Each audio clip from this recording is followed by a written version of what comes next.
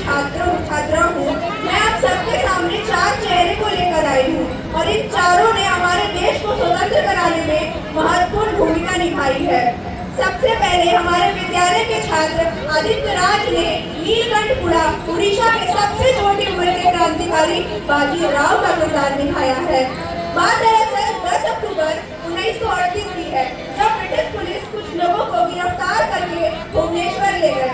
तब लोगों ने जबरदस्त प्रदर्शन किया, पुलिस ने गोलियां चलाई तो लोगों का आक्रोश बढ़ गया।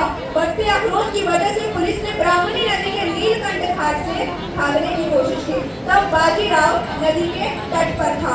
जब अंग्रेज ने उससे कहा हमें नदी के उस पार ले चलो, तो उन्होंने कहा यहाँ से कोई भी तुम्हें उस पार नहीं ले जाएगा। तब अंग्रेजों ने उसे लालच देने की कोशिश की, अरे तुम्हें मुंह मांगी कीमत मिलेगी। स्वाभिमान की कोई कीमत नहीं होती, जिएंगे स्वाभिमान के लिए, मरेंगे हक के लिए। इस बात से गुस्सा होकर ब्रिटिश ने गोलियां चलाई। बाजी के साथ खड़े उसके बाकी साथियों पर भी गोली चला दी गई।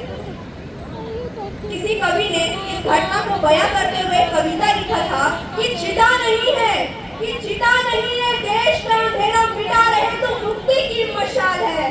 दुर्गी बजाओ, मृगुन बजाओ, मरा नहीं है, मरा नहीं है, भारत वर्ष का बाजी मरा नहीं है। मैं लिख रहा हूँ अंजाम जिसका लगा जाएगा, मेरे लहू का हर एक कतरा कल इंकलाब लाएगा। मैं रहूं या ना रहूं, पर ये वादा मेरा तुझसे कि मेरे बाद वतन पे मरने वालों का सैलाब आएगा। धन्यवाद। हमारी अगली किरदार कक्षाष्टम की संजना सिंधु, जो कि कमला देवी चट्टोपाध्याय का किरदार निभाने वाली है। कमला देवी का जन्म कर्नाटक के बेंगलोर में हुआ था। कमला देवी गांधी जी के विचार से जुड़ गई। उन्होंने भारत की आजादी के लिए विश्व के कई देशों का दौरा किया। मैं विश्व की सभी बुद्धिमत्ताओं और मानवताओं में विश्वास रखने वालों से ये अपील करती हूँ कि वो पूरे ध्यान से ये लड़ाई को पूर्ण करें।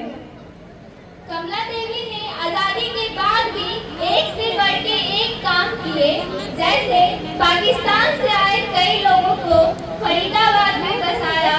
उन्होंने कई संस्थाओं के गठन में महत्वपूर्ण भूमिका निभाई, जैसे हस्त और शिल्प स्कूल की स्थापना की। मैं शिक्षा के साथ पूरे पारंपरिक और हस्त कलाओं का भी मिश्रण करती हूँ और पूरे ध्यान से इस कलाओं को सम्मान करती हूँ और संगीत जैसे कलाओं को भी शिक्षण में शामिल करना चाहिए। उन्होंने कई पुस्तकें लिखी और उन पर भी कई पुस्तकें लिखी गई। आपको शायद ही पता होगा कि सन 2017 से कमला देवी चट्टोपाध्याय राष्ट्रीय पुरस्कार बुनकर और शिल्पकारों को दिया जाता है। जब कानून तोड़ा गया था तब गिरफ्तार होने वाली ये पहली महिला थी। महिलाओं को मुक्ति सिर्फ कानून से प्राप्त नहीं होगी जब तक वे आर्थिक रूप से आत्मनिर्भर न बनती है। जय हिंद, जय भारत। हमारी अगली किरदार निशा जो कक्षा अष्टम की छात्रा है, उसका परिचय मैं कुछ इस तरह देना चाहूंगी कि इसका परिचय कुछ इस प्रकार से है कि वह बचपन से ही वीर थी। इसका बचपन का नाम था मणिकर्णिका। मणिकर्णिका पवित्र नदी गंगा का भी एक नाम है। मणि यानी रत्न और वह रत्न है रानी लक्ष्मीबाई। दुश्मन कोई दांव सोचे उससे पहले हमें उसे धूल चटा देनी है। बचपन में जब उनके मित्र नाना उसे चिढ़ाते थे कि तुम हाथी पर बैठ नहीं सकती, तब उन्होंने क्या कहा था? याद रखना, एक दिन हमारे पास अपने खुद के हाथी होंगे, वो भी एक नहीं 10-10। और सच में ऐसा ही हुआ। 14 साल की उम्र में उनकी शादी झांसी के राजा गंगाधर राव से हुई और वह झांसी की रानी बनी। अंग्रेजों की कूटनीति के कारण उन्हें झांसी छोड़नी पड़ी। अंग्रेजों, तुमने छल कपट की नीति से मेरा राज तो छीन लिया, पर याद रखना ये रानी कभी नहीं हारेगी। कसम है मुझे, मैं अपनी आखिरी सांस तक अपनी झांसी की रक्षा करूंगी। मैं अपनी झांसी तुम्हें नहीं दूंगी। उनकी इसी वीरता से प्रभावित एक कविता रची गई है। स्लोनी। सिंहासन हिल उठे राजवंशों ने भृगुटे तानी थी, बूढ़े भारत में आई फिर से नई जवानी थी।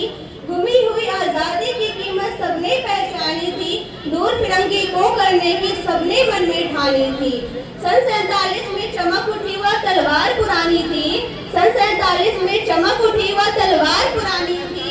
बुंदेलखंड के हर बोलों से हमने सुनी कहानी थी, वह खूब लड़ी मर्दान, वो तो झांसी वाली रानी थी, वो तो झांसी वाली रानी थी। कानपुर के नाना की मुंह बोली बहन छबीला थी, कानपुर के नाना की मुंह बोली बहन छबीला थी। लक्ष्मीबाई पिता की वह संतान अकेली थी, लक्ष्मीबाई पिता की वह संतान अकेली थी। नाना के संग पढ़ती थी वह नाना के संग खेली थी, नाना के संग पढ़ती थी वह नाना के संग खेली थी। बरछी ढाल कृपाण कटारी उसकी यही सहेली थी। लक्ष्मी थी या दुर्गा थी वह स्वयं वीरता की अवतार, लक्ष्मी थी या दुर्गा थी वह स्वयं वीरता की अवतार। देख मराठे पुलकित होते उसके तलवारों के बाद, नकली युद्ध व्यूह की रचना और खेलना खूब शिकार, नकली युद्ध व्यूह की रचना और खेलना खूब शिकार। सैन्य खेलना जुर्म तोड़ना ये थे उसके प्रिय खिलवाड़। धन्यवाद। हमारी अंतिम और आखिरी किरदार जो कि सुप्रिया भारती है और वह भारत की कोकिला के नाम से जाने जाने वाली सरोजिनी नायडू का किरदार निभाने वाली है। भारत की कोकिला के नाम से विख्यात सरोजिनी नायडू, भारत की कोकिला कही जाने वाली सरोजिनी नायडू का जन्म हैदराबाद के बंगाली परिवार में हुआ था। वह बचपन से ही कविता लिखती थी। उन्होंने उनकी भाषाओं में कई कविताएं लिखी। उन्होंने गांधी जी के सविनय अवज्ञा आंदोलन, क्विट इंडिया मूवमेंट, हर आंदोलन में हिस्सा लिया। उनसे हमेशा महिला सशक्तिकरण की बात। महिलाओं को हर काल में हर दौर में सशक्त बनते जाना होगा। जब महिलाएं सशक्त होगी तभी तो हमारी पीढ़ियां, हमारा देश सशक्त होगा। देश की एकता और भाईचारा के बारे में जब उनसे पूछा गया तो उन्होंने कहा, सच्चा धर्म वही है जो इंसान को इंसान से जोड़े, और वो धर्म है भारतीयता जो हम सबको भाईचारा सिखाती है। उनके प्रभावशाली भाषण से प्रभावित हो गए। गांधी जी ने उन्हें भारत की कोकिला की उपाधि दी और कभी कभी गांधी जी उन्हें बुलबुल, कभी कभी मदर और कभी कभी मीराबाई कहकर संबोधित करते थे। सरोजिनी नायडू उच्च अभ्यास के लिए लंदन गई। वहाँ पहली बार गांधी जी से मिली और उनसे प्रभावित होकर कहा, गांधी जी, अब मेरा जीवन देश की स्वतंत्रता के लिए है। अब देश की स्वतंत्रता ही मेरा आजीवन लक्ष्य है। श्रम करते हैं हम, ये समुद्र हो जागृति का क्षण, हो चुका जागरण। अब देखो निकला दिन कितना उज्जवल, अब देखो निकला दिन कितना उज्जवल। धन्यवाद।